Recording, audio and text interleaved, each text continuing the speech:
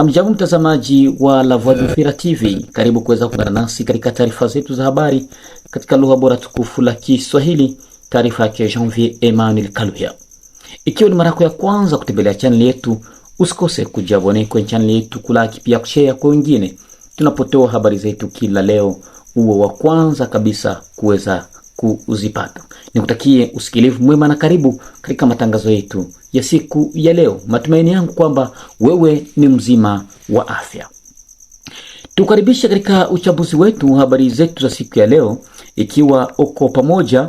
Leo ni tariki 27 Februari mwaka 2026. Leo tutaangazia kabisa kuhusu kuuawa kwake Willy Ngoma, ambaye aliweza kuuawa kule maeneo ya Rubaya, na huku habari zingine zikisemekana kuwa kiongozi wa vikosi vya M23 aliweza kupoteza maisha, miongoni mwao baadhi ya kutaja kuwa aliweza kuumia, lakini kwa sasa habari zaeleza kuwa aliweza kupoteza maisha. Kwa hiyo tutapata nafasi ya kuweza kuchambua mengi kabisa, na pia kuhusu vita ambavyo vilivyoripotiwa huko maeneo ya Rugezi. Haya na mengine ni kukaribisha kuungana nasi katika habari zetu za siku ya leo.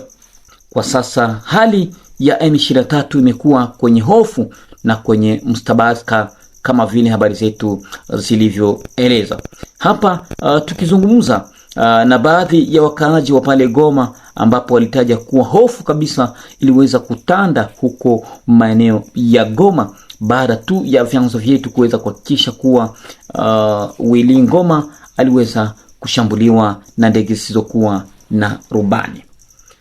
Kwa sasa ukiangalia mtizamo wa vita ambavyo vilikuwa vinaendelea, ukiangalia msimamo wa M23 baada tu ya viongozi wao kuanza kufariki, kuna kuwa na ile ubovu ambao imeanza kuonekana, kwa sababu ukiangalia huko maeneo ya Rubaya ni nafasi ambapo kuna kuwa kabisa na uchimbaji wa madini, ambapo kuna kuwa na ile production kubwa sana kwa asi wa M23.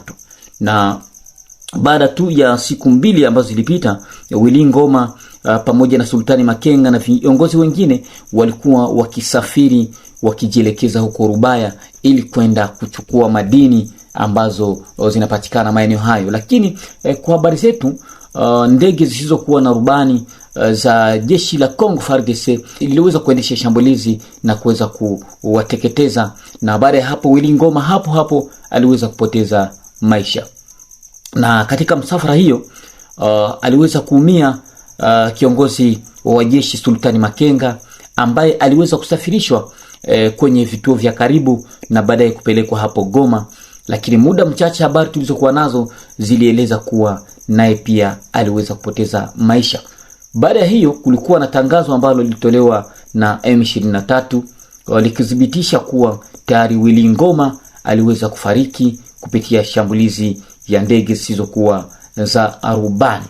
Na muda mchache tulianza kuingia katikati ili kufuatilia kujua kweli, je, Willy Ngoma amefariki? Je, Sultani Makenga naye ameumia? Tukaja kugundua kwamba habari kabisa zilikuwa ni za ukweli. Willy Ngoma kwa sasa amepoteza maisha, na Sultani Makenga naye pia aliweza kupoteza maisha, kwa sababu habari zilikuwa kwamba ameumia, lakini kwa sasa habari zimeonyesha kuwa Sultani Makenga naye amepoteza maisha. Hofu kubwa pale Goma tariki 26 Februari mwaka 2026.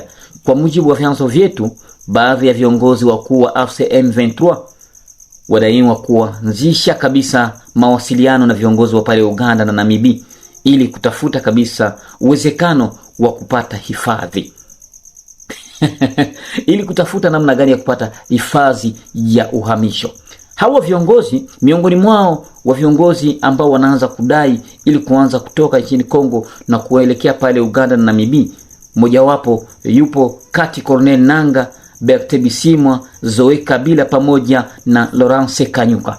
Hawa wameanzisha mazungumzo na nchi hizo mbili ili kuangalia namna gani wanaweza wakaomba hifadhi, kwa sababu ukiangalia wamepoteza vinara vikubwa. Ukiangalia ni watu wakubwa ambao walikuwa wako kabisa mstari wa mbele, na ambao walikuwa wanaheshimika na ambao walikuwa wanakubalika katika AFC M23. Hapo kiangalia huyu Bertrand Bisimwa, Corneille Nangaa, pamoja na Zoe Kabila na Laurence Kanyuka.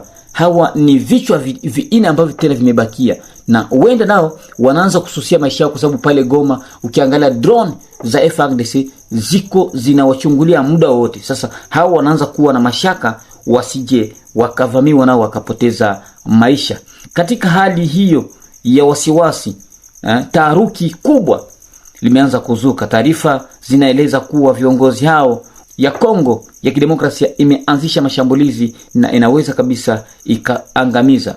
Hii ni mwenendo ukiangalia AFC M23 ni kama vile iko nenda mwisho, kwa sababu niliwahi kuja tena hapa studioni nikwambia M23 itafika mwisho, kwa sababu ukiangalia ilikuja kwa kasi na baadaye hiyo kasi haipo tena, na kasi inaonekana kuwa imeanza kabisa kupungua, kwa sababu ukiangalia vita ya M23 si kama vita ya RCD ambayo ilikuja kwa mchipuko moja kwa moja na ikaendelea, lakini M23 ilitrene sana, na ile kutrene unakuta wazungu wanakuwa kama vile wameanza kabisa kwa bloki, kwa sababu rais wa Jamhuri ya Kidemokrasia ya Kongo Felix Antoine Tshisekedi amewahi kabisa kusaini mkataba wa amani ili kurejesha amani huku mashariki mwa Jamhuri ya Kidemokrasia ya Kongo, lakini jambo ambalo kabisa halina udhibitisho kwa waasi wa M23.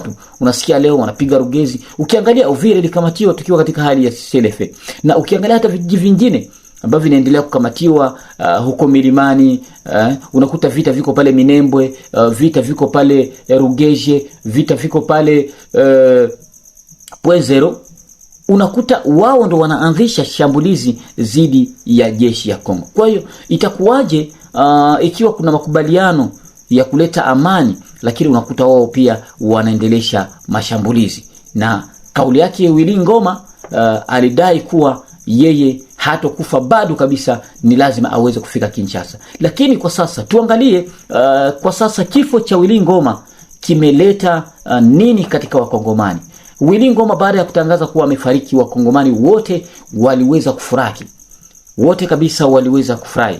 Inakuwaje mtu mkongomani anapofariki watu wanafurahi? Ni jambo la kuweza kuonyesha kuwa Willy Ngoma alikuwa ni miongoni wa viongozi wa M23 ambao walichangia damu za wakongomani kuweza kumwangika mashariki mwa Jamhuri ya Kidemokrasia ya Kongo na huku katika este yote nzima ya Jamhuri ya Kidemokrasia ya Kongo. Kwa hiyo wakongomani wengi tukiangalia wa diaspora na wengine kadhalika, wote kabisa wanaendelea kushukuru rais wa Jamhuri ya Kidemokrasia ya Kongo na jeshi la Kongo ambao kabisa liendesha shambulizi kwa kuweza kuangamiza Willy Ngoma.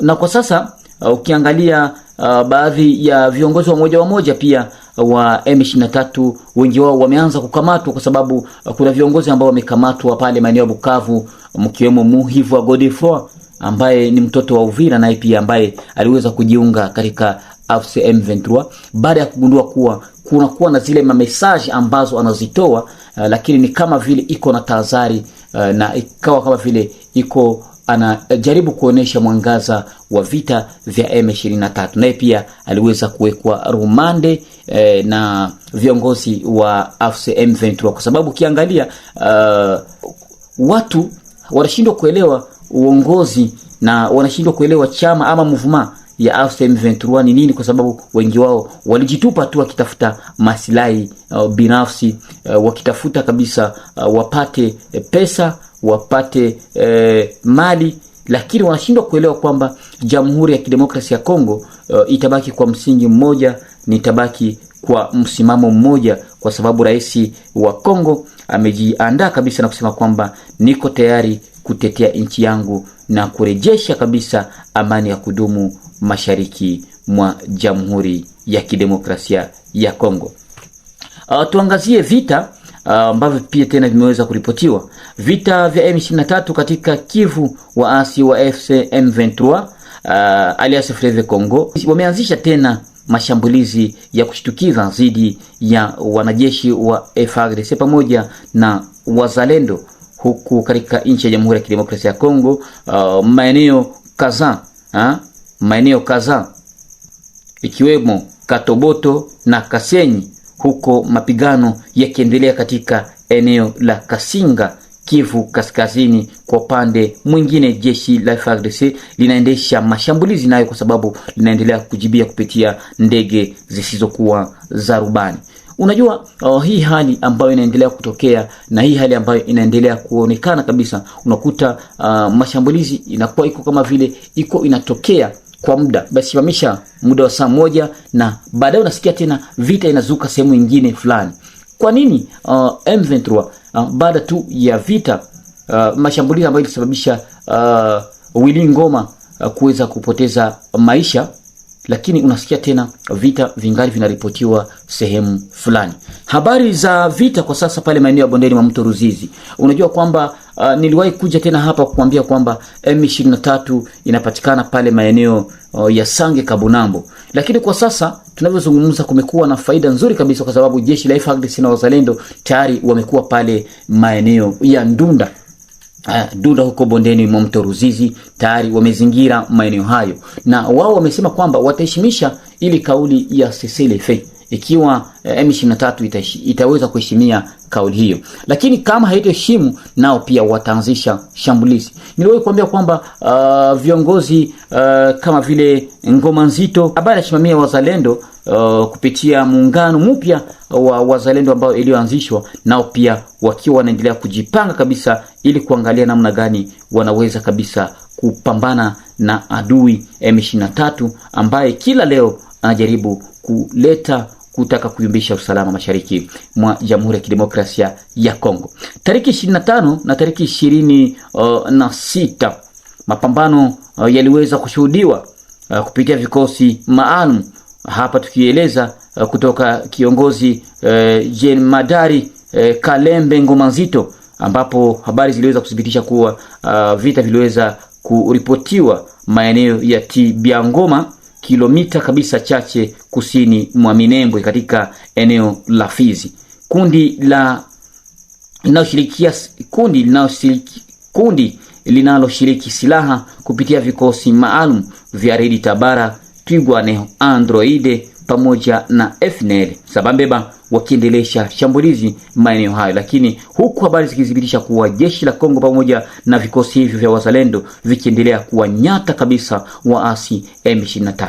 Na habari zingine ambazo tunazo kabisa za haki ambazo zimetoka kabisa kupitia vyanzo vyetu zaeleza kwamba vikosi vingi vya Twirwaneho, Red Tabara, FNL pamoja na Android wameanza kuondoka milimani wakifata wenzao pale maeneo ya Bukavu, kwa sababu ukiangalia kwa sasa vijiji vyote ambavyo vimekombolewa kutoka AFC M23 vinaendelea kufanya kazi vizuri bila hata tatizo, na mkiwemo makabila mbalimbali ambazo zinazoishi mashariki mwa Jamhuri ya Kidemokrasia ya Kongo. Kwa hiyo Ngoma Nzito Kalembe alitaja kwamba yeye yuko tayari kabisa kuendelea kupambana na adui yoyote yule ambaye kita kwenye udongo wa Jamhuri ya Kidemokrasia ya Kongo. Na ni hapa ndipo tunafika mwisho kabisa wa taarifa yetu ya habari katika lugha bora tukufu la Kiswahili.